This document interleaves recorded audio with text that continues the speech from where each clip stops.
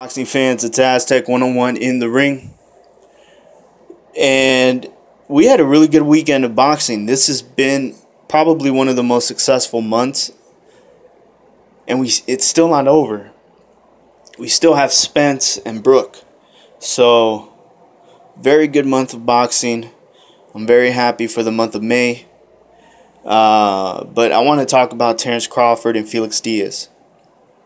So, Crawford gets to keep his WBC, WBO super lightweight title by completely destroying, thoroughly dominating Felix Diaz, beating him in a 10th round TKO.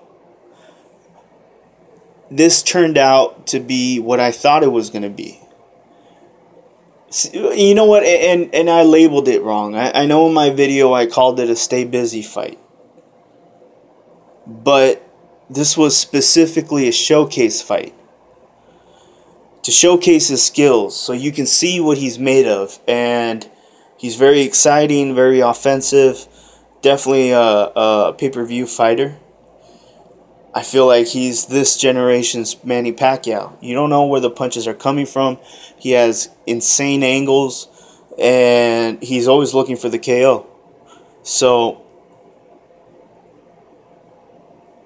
the last fight that he had with Postol probably hurt public's perception, but that was bad matchmaking for a pay-per-view fight. Victor Postol is just not that kind of dance partner.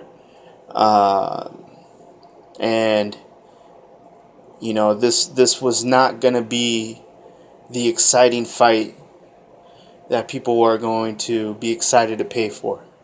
And it wasn't going to be even if it was going to be competitive or highly skillful, it still was going to be the type of fight where very little was going to happen. And not to take anything away from Terence Crawford, I just feel like the matchmaking and then combining that with the pay-per-view was probably not a good idea. But Terence Crawford still came out with the win, dominated, and then dominated in this fight as well. Much more exciting. He needs a good dance partner that's in there to do the exact same thing he's there to do. And Diaz wanted to win this fight. He really did. It really looked like he put his all into this fight. It was just not enough to beat Terence Crawford. Highly skilled fighter, probably one of the best fighters out there right now. He did the normal thing. He called out Pacquiao. We've heard that before. But he did something else that I didn't expect him to do, and that's call out Keith Thurman.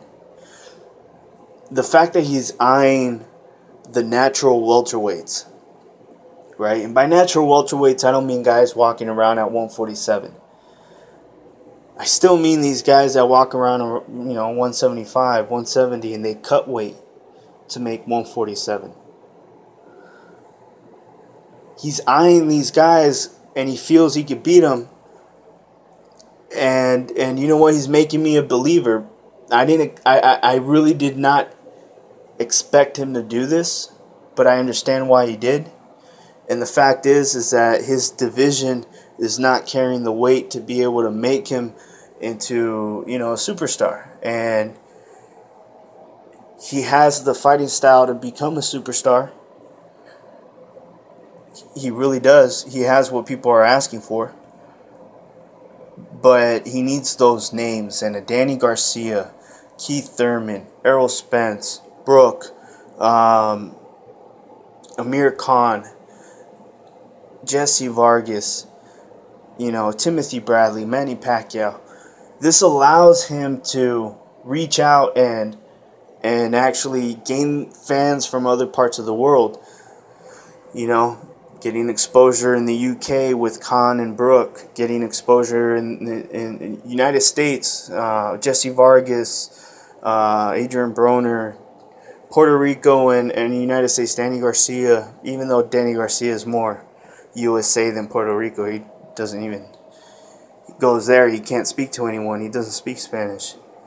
So But still, you guys get what I'm saying, right? He needs that kind of marketing. He needs that kind of fighter. I hope, I know he's looking for undisputed, or that's what the fans are asking him. I don't know what he wants. Maybe he's just doing what the fans want him to do. But the fans don't even know what they want. I'm sure for him it makes more sense. The money fights are actually fights that will help his career. Sometimes money fights, they don't do shit for your career. They're just money fights. Like Floyd fighting Robert Guerrero. You can build them up just enough so that way you can make some extra cash on it. And it's a big pay-per-view fight, but it's not going to do much.